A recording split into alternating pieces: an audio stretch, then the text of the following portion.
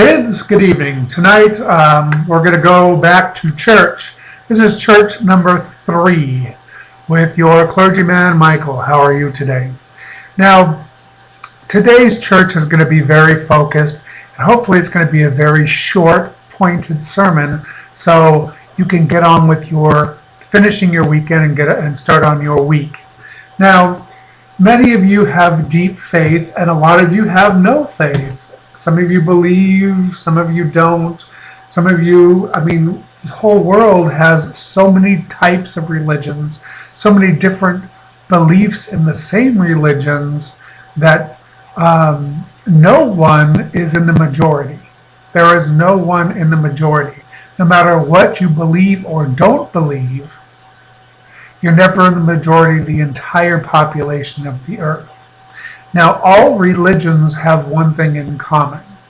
They tend to tell their followers that they are the answer. They are the real truth. They are the only ones. And that goes from the most bizarre cult sect to the most mainstreams of religion. But even within those religions, there are multiple facets and divisions and different sects.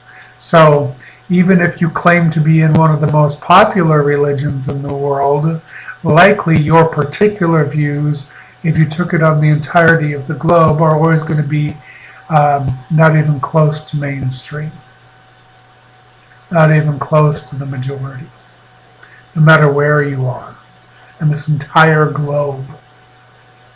So take a deep breath and think about that for a second. That is the reality. Now, you can argue that, well, if I went out and I made people understand that everyone would believe what I believe, that's entirely wrong. It will never happen, ever in your lifetime or anyone you've ever known's lifetime, ever. It will just not happen. So you can give up on that hope. Now, you don't have to give up on your faith. You don't have to give up on your spirituality or religion or your beliefs or anything. But one thing you need to put in perspective is that you are just one of billions of people that have different kinds of beliefs and faiths and things, and you're never going to be majority on this earth, ever. It will never happen. There'll be more non-believers in what you believe in than there will be believers in what you believe in, exactly as you understand it. So the idea that you should go around shoving your ideas down other people's throats seems to be a bit absurd, and frankly, for many people, offensive. Now, I myself enjoy what I call God knockers that come to my door from different sects and religions, and they come to try to sell me their God.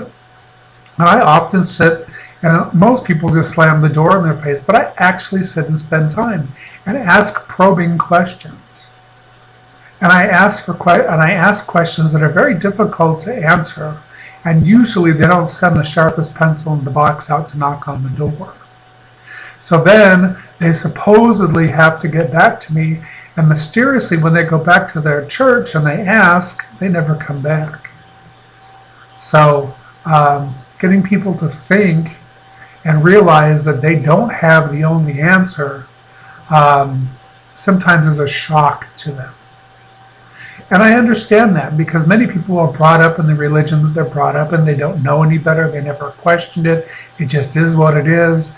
They've never had to make a decision. They just keep flowing with whatever it was, sight unseen, and they really just listen to somebody else tell them what to think.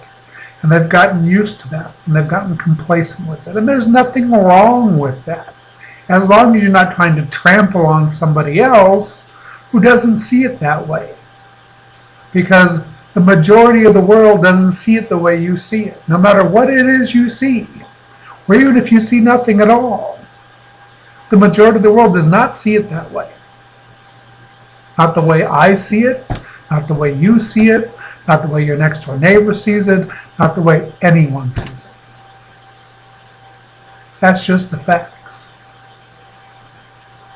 So take a deep breath. If you truly believe what you believe is the right answer, then it's the right answer for you. Doesn't mean it's the right answer for the rest of the world. If it was, they'd be believing what you are. But they're not.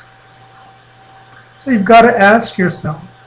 It's not because they're ignorant, or it's not because they're evil, or it's not because they're unwilling. It's because they just don't get it. They don't dig it. It's not for them.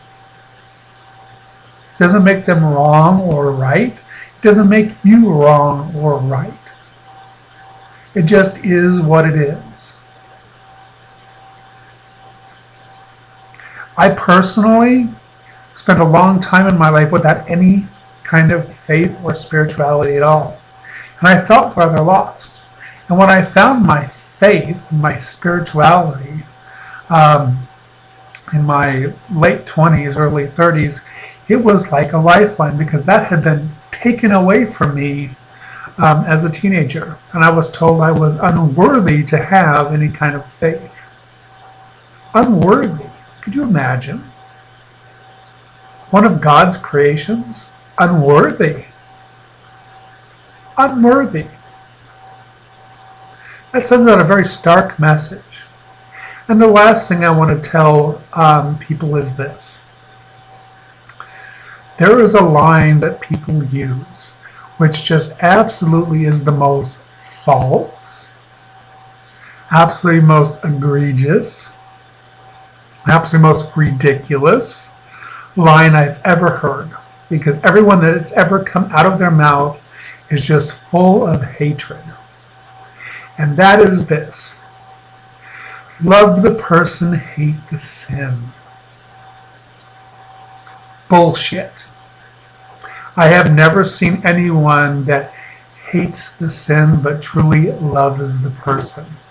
They just hate the person and the sin. And they smile through it like some kind of plastic doll, but they're just evil. And they think that they're better than someone else. And that's not any kind of God that I know of. That's no God teaching that I'm aware of. That's just crap. So be honest with yourself.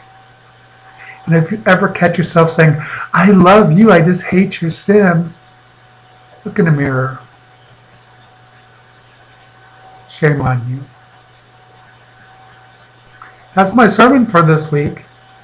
Hope you have a wonderful, wonderful week ahead. Talk to you soon.